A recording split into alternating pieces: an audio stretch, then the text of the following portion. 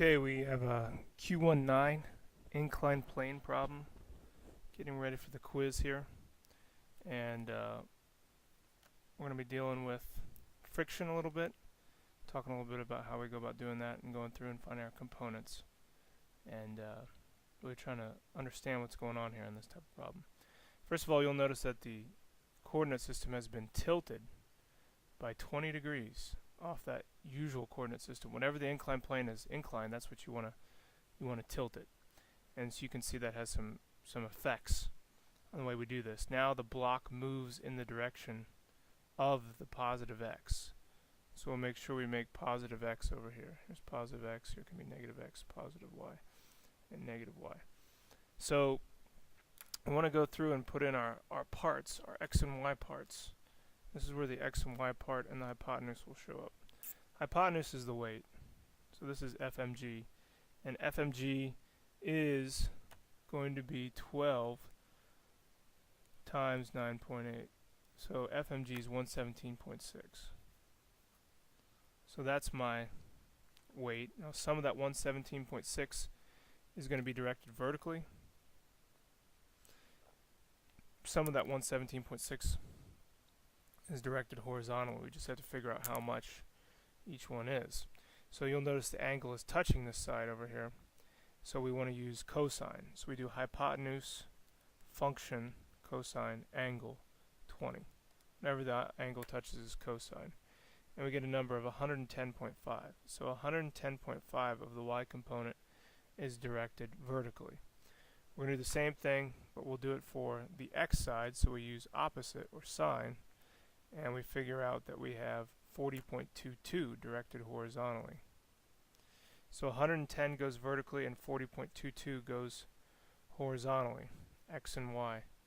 And we can use those things. For example, as soon as I know that the normal force is, the y component is 110, so is the normal force. So that knocks that out real quick. So we just have 40.22 for my normal force. 40.22 for my normal force. Same as my, I did that wrong. Lies. So this would be 110.5 for the normal force. See how these match? So these are balanced forces, the y and the normal force. And we want to use that normal force to find the friction. So friction is like this. FFk equals mu k times the force of normal. My force of normal, then we just found that was the y component, 110.5, and we multiply it times how rough the surface is, 0.18, and I can get my kinetic friction. So I take 110.5 times 0.18, and I get 19.89 for the friction. Let's say 19.9. So that's another x component kind of thing, is this 19 that's going this way. So I have 19 resisting 40.22. So when it comes time to find the acceleration, which is the last thing I need to find here, is I do a little x summation. Sum of forces in the x equals the thing that's trying to make it go, 40.22.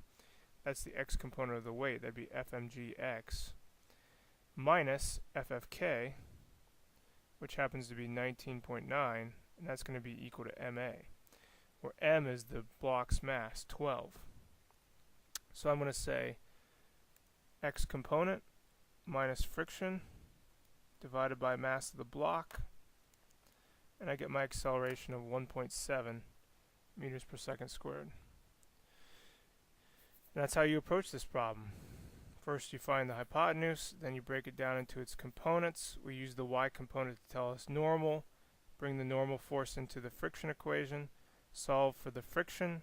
Once we know the friction, we can then use that in our x summation along with the x component of the weight, find the difference, divide in the mass, 12, and we get our acceleration. Alright, on to the next one.